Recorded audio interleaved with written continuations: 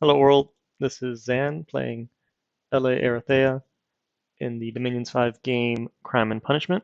This is a triple disciple game, and I'm just gonna keep overviewing, or reviewing, better said, my old turns. So here we're gonna start on turn 15 and kind of see if we can get to at least 20 to keep some even numbers. Maybe not, 'cause, I don't remember if this is where some of the fun happens. Anyways, we have a battle at Hippocampus's Fortune. This is the first Pangean Thug with a Stinger, a lion pelt, which is my favorite thug item, and he's just going to try to beat up my PD because I think he's going with the assumption that I probably don't have any mages here yet. So that might explain him rushing probably construction to get this equipment in the first place. The problems he's going to run into is his stats are atrocious for being underwater, and that's even though he is using a stinger, which is I'm almost certain that piercing weapons get some sort of bonus underwater that you want to use like spears instead of swords and maces, but I can't really confirm that. Maybe in the comments y'all can correct me. Anyways, so it's his first little pan thug, and he's going to fight Ichthyids. Ichthyids are really good at killing single combatants because of their nets, and we'll see how this goes. Okay, so Stone Skin. Look. Okay, so timeout.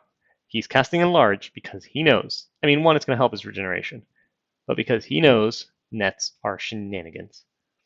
The only problem that he might run into is with such low defense, and he's going to get harassed down.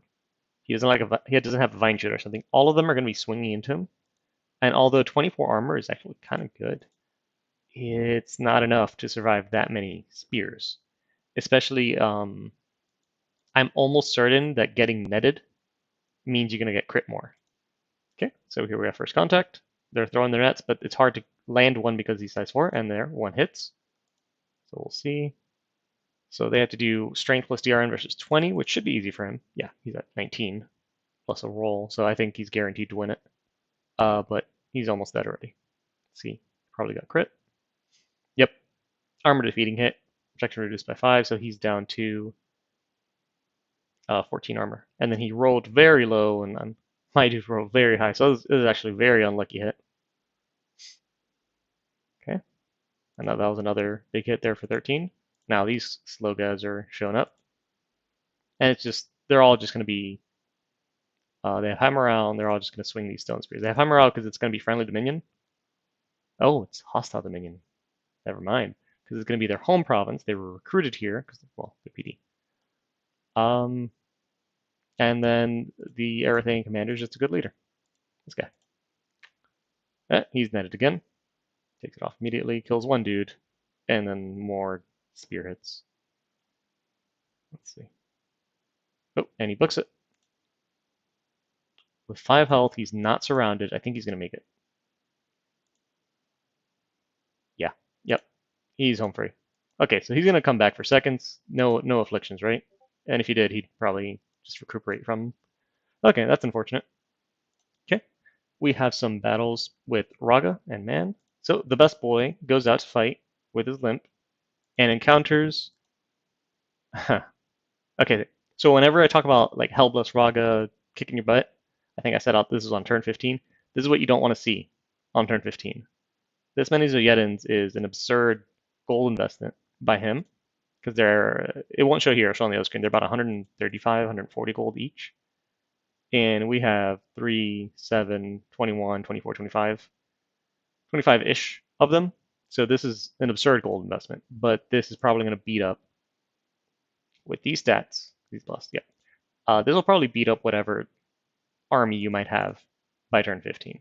This is to go sit on your capital. The best boy, he's going to bark all he wants, but well, they do have low morale. But there's no way he wins this. Yeah, that's way too much damage. Yep. So that's the end of the best boy. I think the other fights are just, yep, just everyone fighting these Jedins, getting their butts kicked. Midgard fighting independents. We have an arena, but since this is the first arena, everyone's just sending garbage. Scouts, except Midgard, Pangea, but everyone's scouts, commanders. So there's nothing really fancy on this one, and I guess we could just do the last battle. So who takes the win? We have, it's anticlimactic. Yeah, it's the Scout versus a White Minotaur. This is just going to go splat right there. Oh, did he make him bleed? Oh, he almost beat the Minotaur. Check that out. Huh, good try. And then we found a Scout on my capital. I finished my forts, and these forts are going to be recruiting. I don't know why I did this. I don't know why I'm recruiting a Mystic here. I'm doing it for something. And then down here, we're recruiting Pearl Mages, because although we can recruit Daedalus down here, or I guess once we build a temple, and I'm assuming that's what one of these guys are going to do. Probably this 3-path Daedalus build the temple, and then this 5-path one site search, because it's done me good so far. We want a few of these Pearl Mages because we want to get Nature Magic up and running. So we can site search it, so we can deal with foul vapors. I don't know if Pan can still do it or not, but if not, I can still do it. Other than that, we're just site searching more and more. This data goes, I should probably book it with him because Pan might come up here and take it. Other than that, I think that's most of turn 15.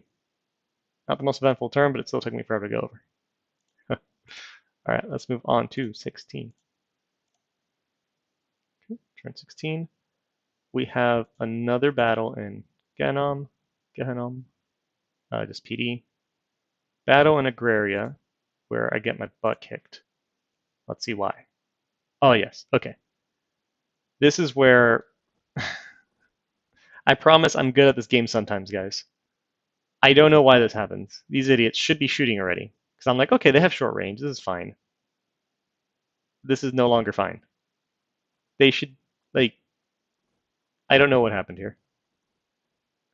And then this squad was supposed to kind of hang out in the back and wait for the Zietans, but they kind of leave this chick by herself to get just murked. And I don't know if that's enough to cause me to rout. I don't know if I have any other commanders. That's not a commander.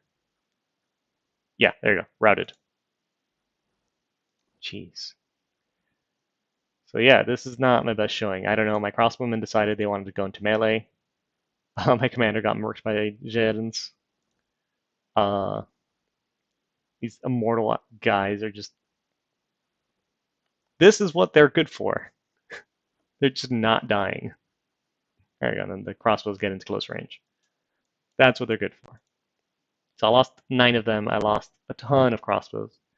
I don't know how I survived the shenanigans after this.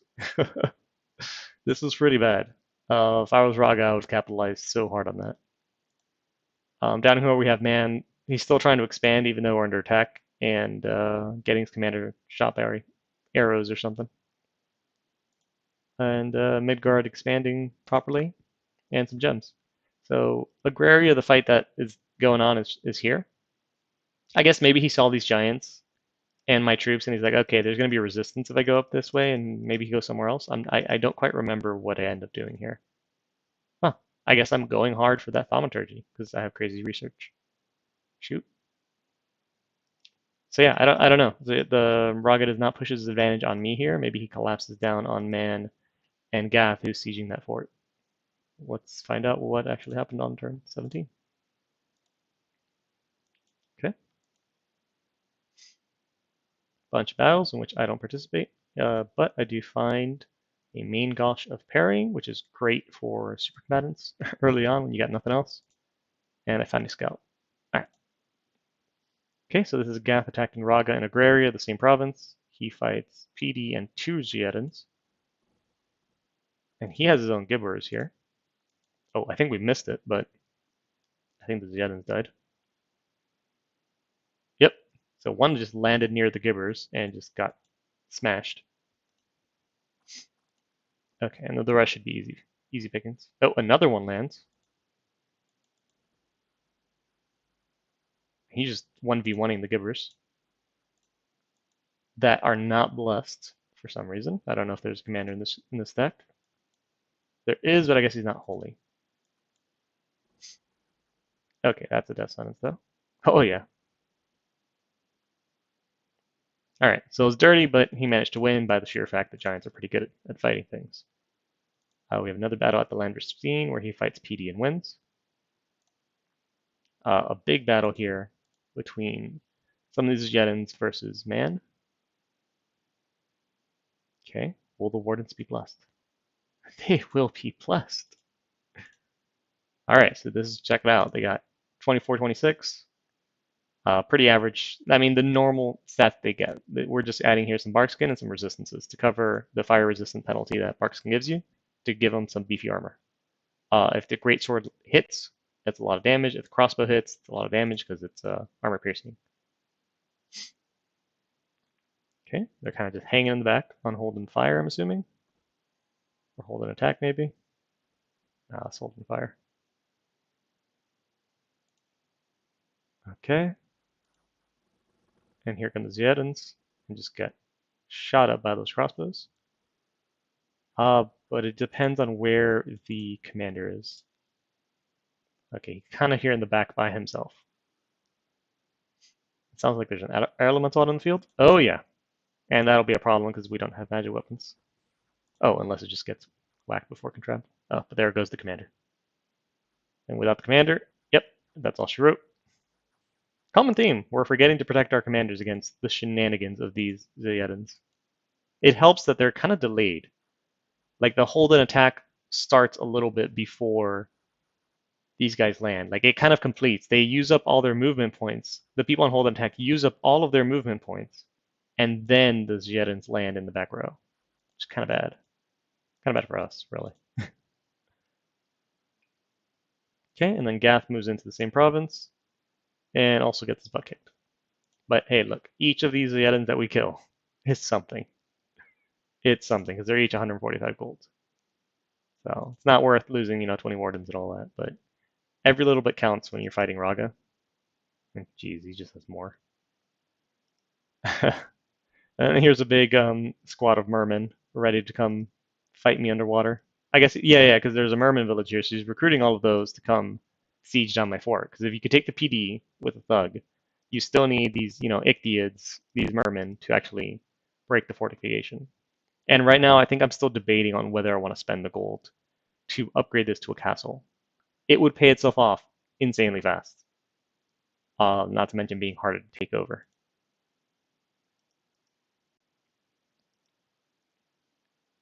All right, so still researching. There it is. See, this is Drain 3. Dedicos. Drain 3 researchers. Still insane researchers. All right, let's go. Turn 18.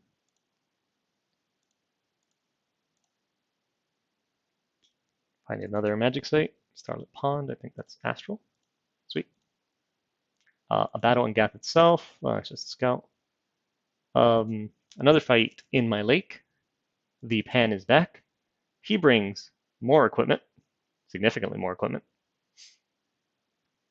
Right, damn, that's 27 prot, and he doesn't have stone skin on? Oh, because of the braces. Well, that's kind of bad. Iron, and then he's doing iron skin, not stone skin, and regen, so he's at 33 prot. A stinger, a thunder whip. He's not hitting anyone with the stinger. That's. I think he wants to repel with it, but you can repel with a thunder whip already. I'm almost certain. And you don't need a hit with the thunder whip to actually do damage. You just need to swing with it, which has led to some funny situations. Like I've done builds with about this many stats using the wooden colossus and 2 thunder whips. It doesn't need to hit anything. You just swing out the weapon, and it's gonna do this little chain lightning, which it's not bad. Like I dig this.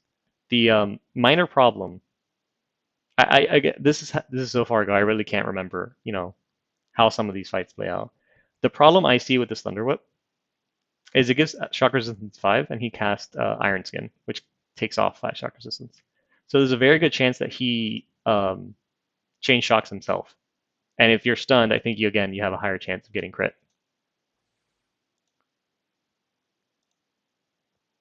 Yeah. Don't Thunder Whip an Iron Skin, guys. This is it's a big oopsie. 12 points of shock damage. Is that his own damage or yeah? Yep. So yeah, he just. Oh no, that was my Trident Militia. No, what the heck? Where am I reading this?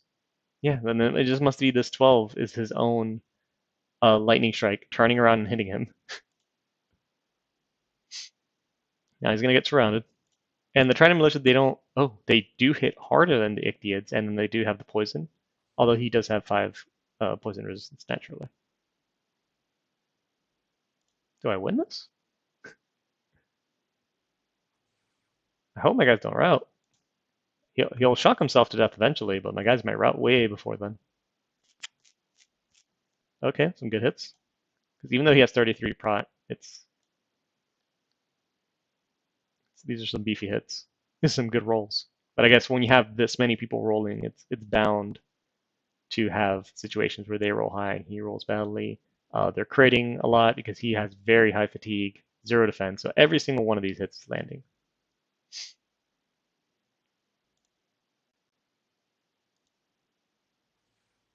I like thugs, guys. If you hadn't noticed. So I always like watching the analysis of other players trying to use them. Oh, you got a lot of poison there.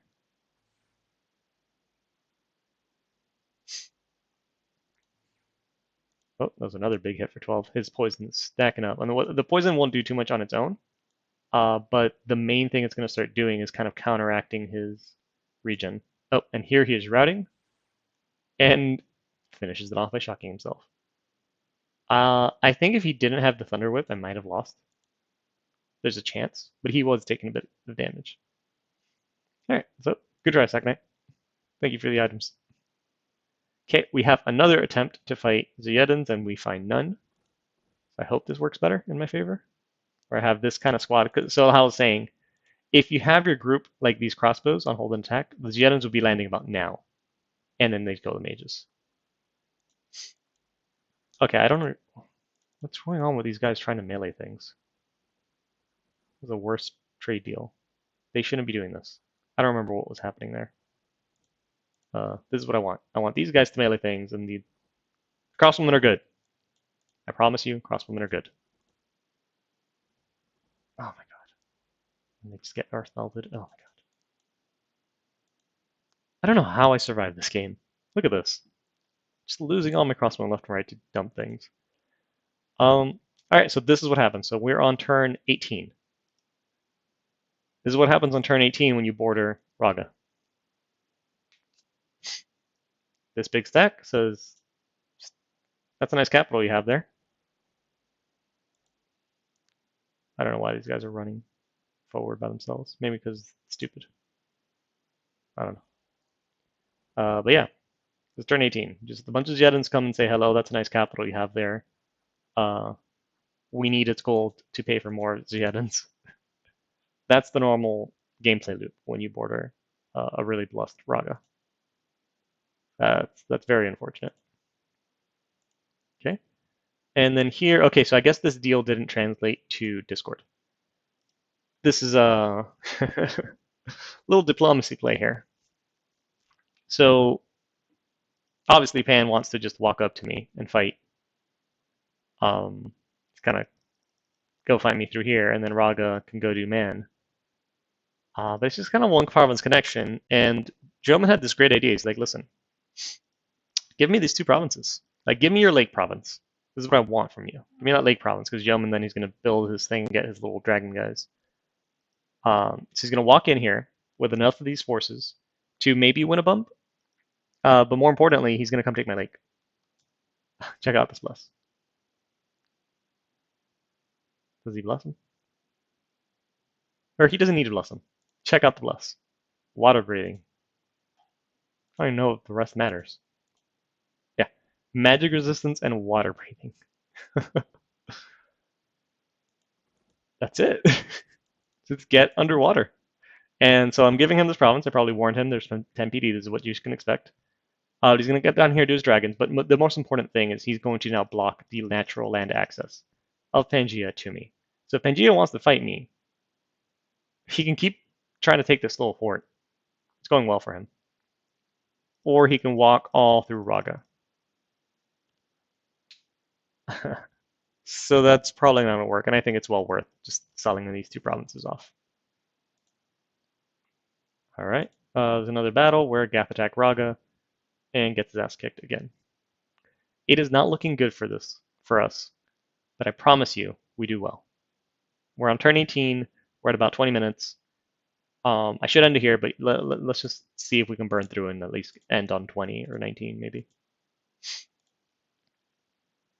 Ho!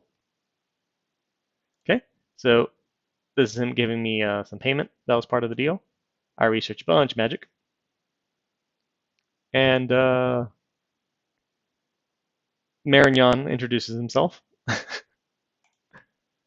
And the Daedicos introduce themselves. Yeah, hello, Mr. Assassin. I cast magic. That's probably not the best spell. Yeah, probably not the best example there. Oh no, he's doing it again. I mean, hey, that's fatigue. Light him on fire. Numb him out. Yeah, okay. So you got all the water drained out of you. You became numb, and then you got lit on fire. Yeah, running away is a good option. Um, doesn't always happen well because I don't have the best magic, I guess, to counter this right now. But overall, it seems they did fine. This is still a great trade on Marignon because one of these assassins is worth, or yeah, 3 assassins is worth 1 Daedalus, and he did about that much. Some light rating. Uh, right.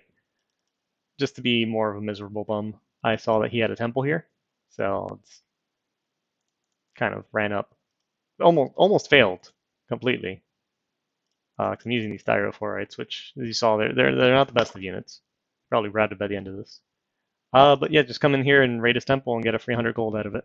So I'll take that deal. You shouldn't be recruiting these though. It's the knights that I need. Not too many of them, but some of them. Okay. More raiding. Because this is where, okay, I can't sail, but I can recruit these pirates and they can sail. You saw last turn they were here on 73. Let's pop down. Ha! Marignon actually brought some troops here. Yeah, sailing's great. I wish I had sailing. Okay, so cool, quick kind of turn. Loosen population, whatever. Pretty good turn if you ask me. I mean, well, a lot of assassins. And Baby Spice is still just researching at home. I guess I didn't want to risk her losing her bless yet. And then here we just kind of form a wall saying, no, no, no, you cannot enter Erytheian lands, even though they can just fly over us. All right, cool. Quick, 19. Let's go to 20, and then we'll end the video on 20. Let's see what happens. Cool. More gold from Joman. More assassins. This time I actually gave them some bodyguards, so now there's no chance. This is probably just Pangea overtaking their thing. Yeah. Yep. And then we have another battle in Xanthrast, and this is again just pirates doing pirate things. And Raga said no. Raga said no. But hey, look, that's like 1,600 gold worth of Zedans just occupied for a turn fighting pirates. Sure, bud. I'm okay with this. All right. This little anticlimactic. I I wish I could go do more, but this is all I actually have downloaded right now. So I'll get next, and I'll download some more for the next video. And I guess the next episode will be 21 to 25. I finally had decided maybe I should actually be moving Baby Spice around, at least site search all this Earth and Nature, because 24 research is not quite a lot when compared to what the Data Ghost could be doing. Also, if you notice, I did a mass exodus from my capital down here. I'm assuming that these idiots can defend themselves. And what I should have done is actually given them fire gems, and they can summon an elemental to defend them. That probably would have been better. But yeah, either or, it still ends up with just blow the research out of the water as we all miserably get our butts kicked, but then just recover because we're dirty human nations where our units cost nothing. I don't remember this fight happening. I don't know if I missed it or if Raga just walked off the capital. He probably could have just sat on man's capital and there was nothing we could have done about it. Huh. Oh well. So I'll leave it there as the conflict between Pan and Raga escalate. I continue to make a fool of myself with terrible scripting. But in the meantime, I'm just doing crazy research. That's with it's 247 now, but if I set all these guys that moved to research, just jumps up. 424 on turn 20. It's insane. And that's with just 3 forts. Datagos. They're so good. And then they're all sacred, so that upkeep is cheap. I mean, it helped. These guys help too. Only got 3 of them so far. This was on drain 3. Imagine if I was not on drain 3. These guys would actually contribute. I mean, 10 is pretty good. But yeah, Erytheia research is where it's at. And drain 3, I guess, affords you production 3. And then you just do other things. And we'll see some baby spice action soon. That's a promise. We're gonna see why a Titan like this is at least one of my preferred methods of dealing with Zeadans and their shenanigans.